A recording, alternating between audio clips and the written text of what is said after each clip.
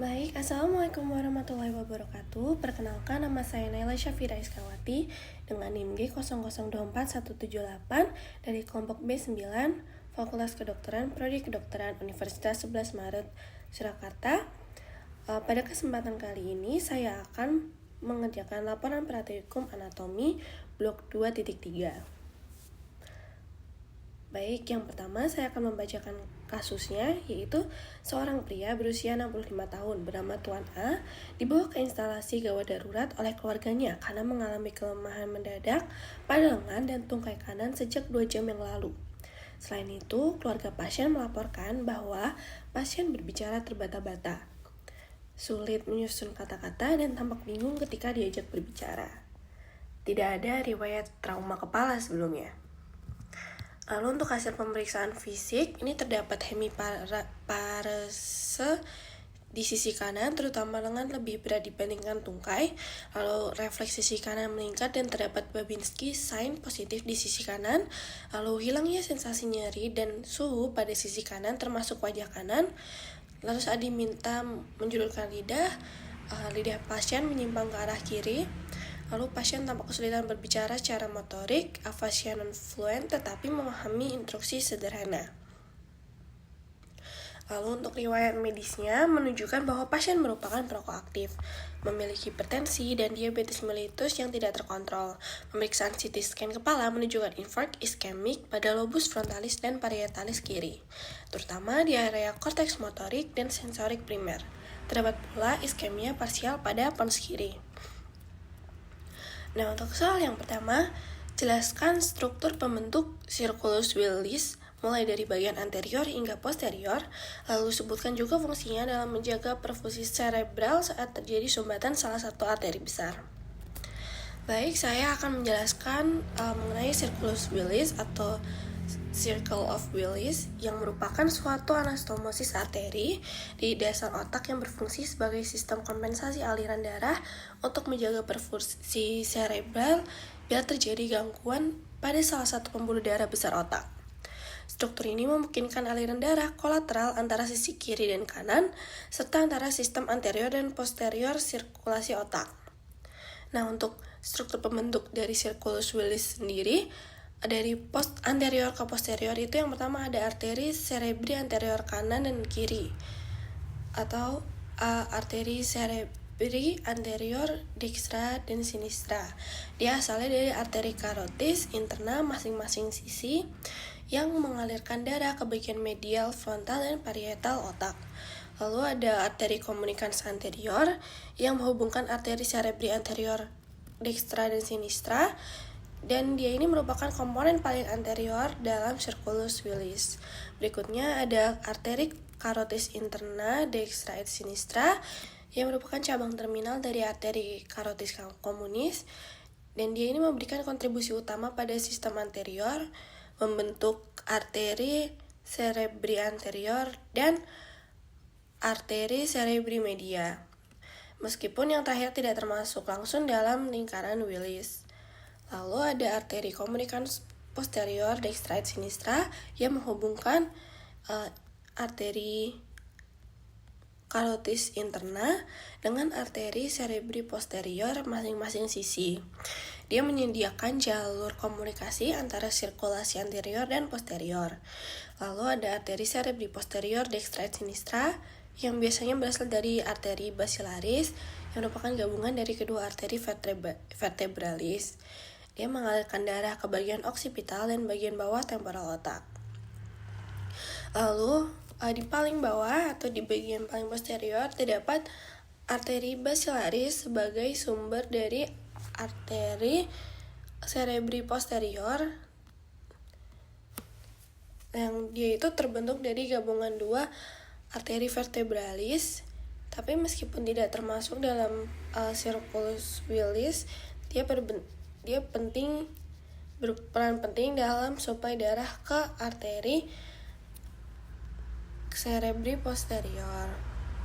Nah, untuk fungsi dari Circulus Willis ini sendiri, dia itu sebagai penyedia jalur kolateral atau alternatif untuk aliran darah ke otak jika terjadi sumbatan atau stenosis pada salah satu arteri besar, misalnya arteri karotis interna atau arteri vertebralis. Dengan adanya struktur ini, perfungsi otak tetap dapat dipertahankan melalui jalur lain dari sisi yang tidak terkena sumbatan.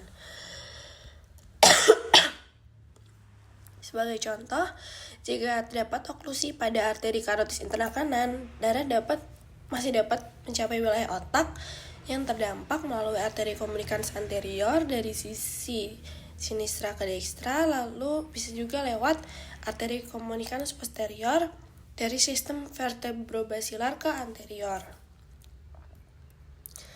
Berikutnya, untuk nomor selanjutnya, sebutkan dan jelaskan perbedaan antara traktus corticospinalis dan traktus spinothalamikus, meliputi fungsi utamanya, titik awal dan akhir, lokasi penyelangan atau dekusationya, dan letak relatif di medula spinalis. Baik, untuk di sini terdapat gambar yang kiri itu ada traktus corticospinalis dan yang kanan itu traktus spinothalamikus. Nah, kita mulai untuk menyebutkan perbedaannya. Yang pertama dari fungsi utamanya, untuk traktus corticospinalis, yaitu fungsinya untuk mengontrol gerakan motorik volunteer atau sadar, khususnya otot rangka, terutama bagian distal, yaitu tangan, jari, dan kaki. Lalu ada traktus spinothalamikus, yaitu fungsinya untuk menghantarkan informasi sensorik berupa nyeri, suhu, sentuhan kasar, dan tekanan dari tubuh ke otak. Jadi perbedaan pertama dari fungsi, kalau yang corticospinalis itu motorik, kalau yang spinothalamikus itu sensorik. Berikutnya untuk titik awal dan akhirnya. Kalau traktus corticospinalis itu awalnya di cortex cerebri atau area motorik primer di lobus frontal, gyrus precentralis. Kalau titik akhirnya di neuron motorik bawah di medula spinalis atau anterior horn. Lalu untuk traktus spinothalamikus, dia titik awalnya di neuron sensorik medula spinalis atau substantia gelatinosa atau nucleus proprius, sedangkan titik akhirnya itu di thalamus atau nucleus ventral posterolateral, kemudian ke korteks sensorik. Lalu untuk lokasi penyelangan atau dekusationya, dia itu kalau traktus corticospinalis di medula oblongata, disebut dekusatio pyramidum, yang 90%-nya menyilang ke sisi kontralateral menjadi traktus corticospinalis lateralis. Sisanya tetap ipsilateral sebagai traktus corticospinalis anterior yang akan menyilang di segmen spinal.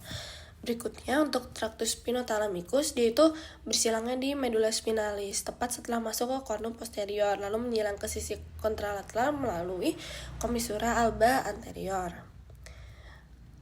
Nah, lalu untuk letak relatif di medula spinalisnya, kalau traktus corticospinalis itu kan ada lateral dan anterior. Nah, kalau bagian lateralnya itu dia terletak di kolumna lateral medula spinalis, sisi lateral posterior. Sedangkan bagian anteriornya di kolumna anterior dekat garis tengah. Lalu untuk traktus spinothalamikus, dia terletak di kolumna anterolateral atau anterolateral funiculus dengan posisi lateral dan anterior posisinya lateral dan agak anterior dari medula spinalis. Baik, yang berikutnya sebutkan pembagian truncus cerebri atau batang otak dan minimal 2 struktur penting dari mesencephalon, pons, dan medula oblongata. Oke, jadi mungkin saya akan mulai dulu dari pengertian truncus cerebri. Truncus cerebri atau batang otak sendiri itu merupakan bagian bawah otak yang menghubungkan otak besar cerebrum dengan medula spinalis. Truncus cerebri terdiri atas 3 bagian utama dari atas ke bawah, yaitu mesencephalon atau midbrain, lalu ada pons dan medula oblongata. Nah, ini yang pertama untuk mesencephalon, dia itu fungsi umumnya sebagai pengatur gerakan mata, pendengaran, dan refleks motorik. Di sini terdapat 2 struktur penting, contohnya yaitu tegmentum yang mengandung substansia nigra yang penting untuk pengaturan gerakan dan produksi dopamin, lalu degenerasinya akan berhubungan dengan penyakit Parkinson.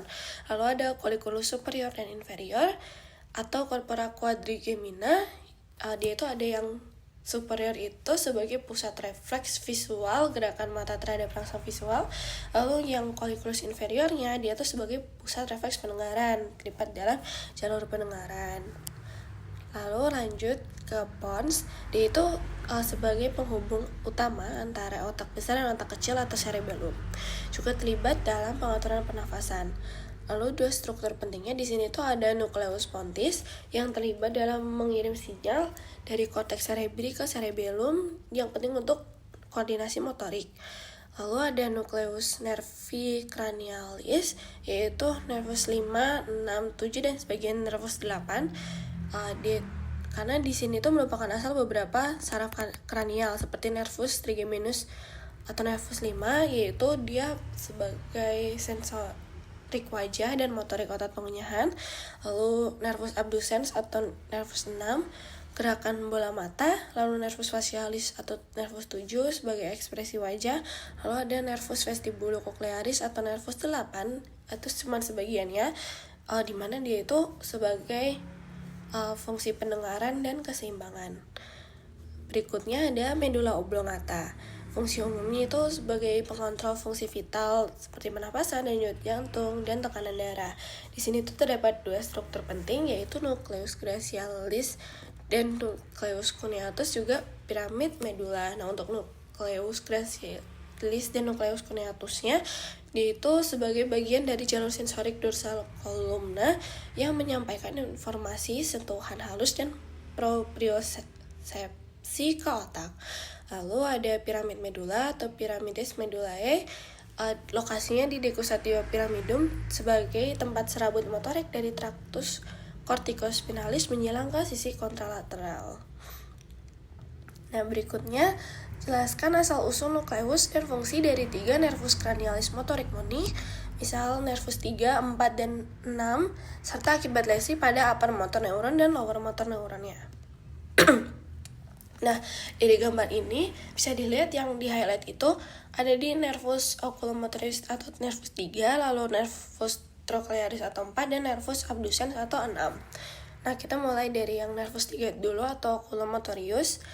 Dia itu asal nukleusnya dari nucleus nervi oculomotorii di mesencephalon dan nucleus Edinger-Westphal sebagai komponen parasimpatis di mesencephalon juga.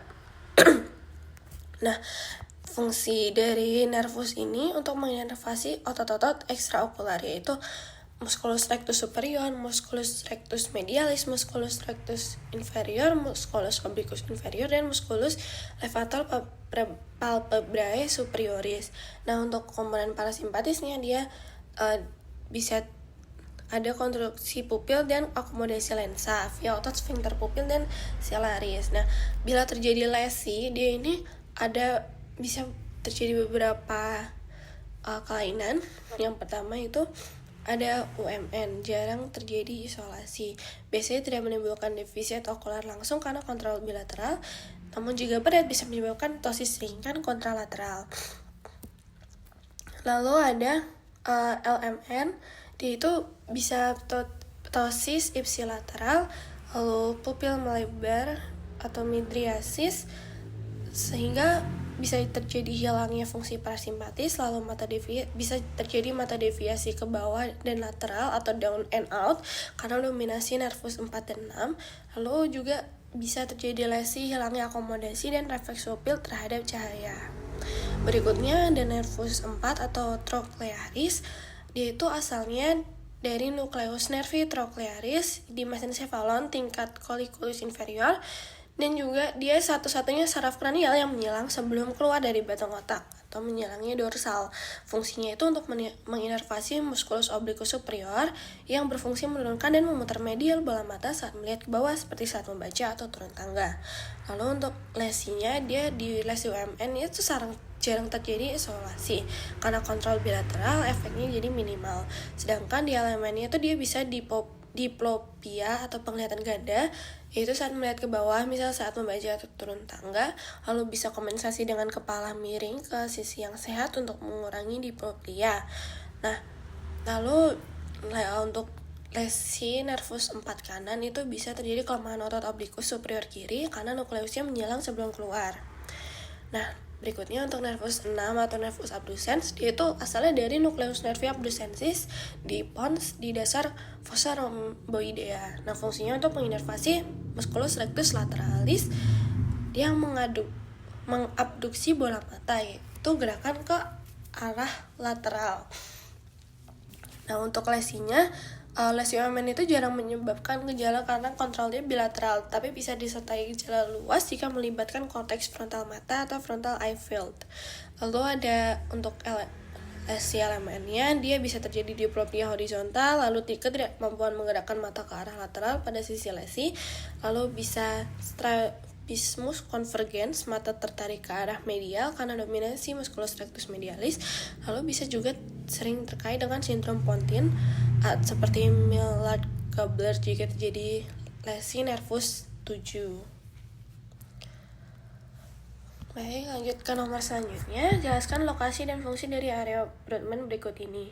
Area 4, area 1, 2, 3, area 44 dan 45 dan area 22. Oke, mulai dari area 4 atau area motorik primer. Dia itu lokasinya di gyrus presentralis atau di lobus frontal, tepat di depan sulcus centralis. Fungsinya untuk mengontrol gerakan motorik volunter atau sadar, mengandung homunculus motorik, yaitu representasi tubuh secara topografis dengan kerjanya mengirim sinyal ke tractus corticospinalis atau upper motor neuron.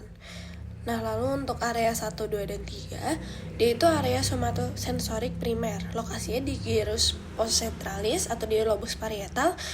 Dia tepat di belakang sulcus centralis. Fungsinya untuk menerima dan memproses informasi sensorik dari tubuh seperti sentuhan halus, propriosepsi, getaran, tekanan, temperatur, dan nyeri secara tidak langsung, dan juga memiliki homunculus sensorik sebagai representasi topografis tubuh dalam hal kepekaan sensorik.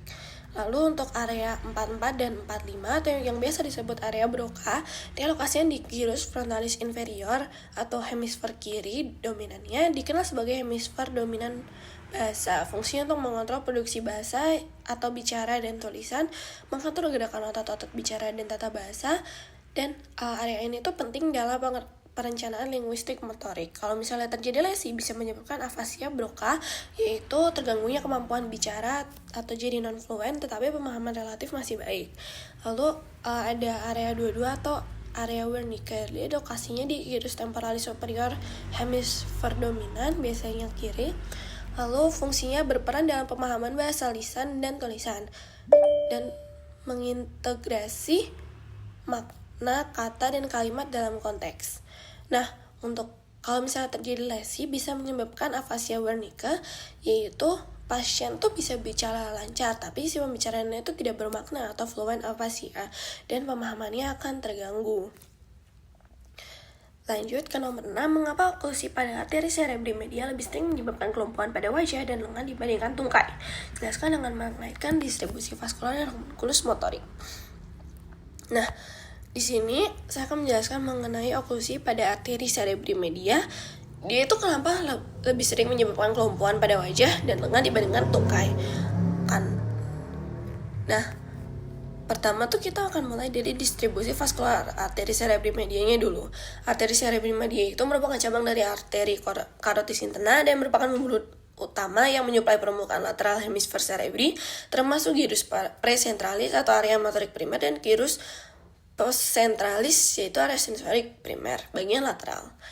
Area lateral dari gyrus presentralis adalah tempat representasi wajah dan lengan dalam homunculus motorik.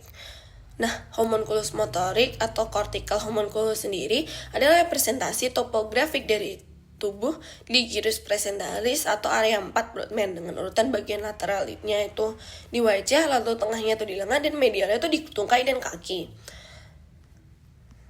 Kalau misalnya sebagai gambaran, di bagian medial itu ada tungkai, pinggul, batang tubuh, tangan dan lengan, sedangkan di bagian lateralnya itu ada wajah. Nah, untuk implikasi klinis, dia itu bisa terjadi oklusi arteri cerebri media, lalu bisa jadi iskemia pada permukaan lateral hemisfer cerebri yang menyebabkan kerusakan area motorik yang mengontrol wajah dan lengan. Sementara itu, area medial dari korteks motorik yang mengontrol tungkai disuplai oleh arteri cerebri anterior sehingga biasanya tidak terpengaruh oleh oklusi arteri cerebri media. Nah, kesimpulannya, kelumpuhan wajah dan lengan lebih sering terjadi pada oklusi arteri cerebri media karena arteri cerebri media menyuplai bagian lateral korteks motorik yang mengontrol wajah dan lengan. Sedangkan tungkai itu dikendalikan oleh area korteks yang disuplai oleh arteri cerebri anterior sehingga sering luput dari kerusakan saat arteri cerebri media mengalami sumbatan. Lanjut ke nomor 7, jelaskan mekanisme kompensasi vaskular yang terjadi jika terdapat oklusi pada arteri karotis internal kiri dengan mengaitkan struktur sirkulus Willis yang terlibat. Nah, jika terjadi oklusi pada arteri karotis internal kiri atau tubuh itu dapat memanfaatkan mekanisme kompensasi vaskular melalui sirkulus Willis untuk menjaga suplai darah ke otak kiri. Karena peran sirkulus Willis sendiri itu kan sirkulus Willis itu anastomosis arteri di dasar otak yang menghubungkan sistem sirkulasi anterior atau karotis internal dan posterior atau vertebrobasilar. Ini memungkinkan aliran darah kolateral jika salah satu pembuluh utama itu tersumbat. Nah, untuk mekanisme kompensasinya saat arteri karotis internal sinistra teroklusi, itu bisa yang pertama, aliran darah dari arteri karotis internal kanan yang masih berfungsi normal akan mengalir melalui arteri cerebri anterior kanan, lalu kemudian melalui arteri komunikans anterior ke arteri cerebri anterior kiri, lalu ke cabang kortikal kiri lainnya termasuk arteri cerebri media kiri melalui anastomosis distal. Sedangkan untuk opsi kedua, yaitu bisa aliran darahnya dari sistem vertebrobasilar atau posterior. Nah, arteri vertebralis kanan dan kiri akan bergabung membentuk arteri basilaris, lalu dia bercabang menjadi arteri cerebri posterior kanan dan kiri, lalu melalui arteri komunikans posterior sinistra, aliran darah dari arteri cerebri posterior sinistra bisa mengalir ke retrograd menuju segmen distal arteri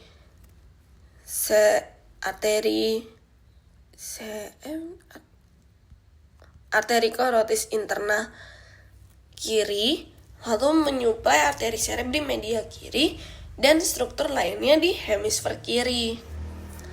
Nah, untuk struktur sirkulus Willis yang terlibat, yaitu yang pertama ada arteri komunikans anterior, dia sebagai penghubung arteri komunikans anterior dextra dan sinistra yang merupakan kompensasi lintas sisi.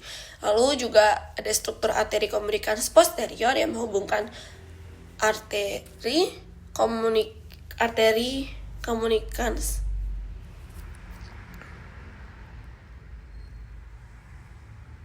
arteri cerebri posterior dextra menghubungkan arteri cerebri posterior sinistra dengan arteri komunikans arteri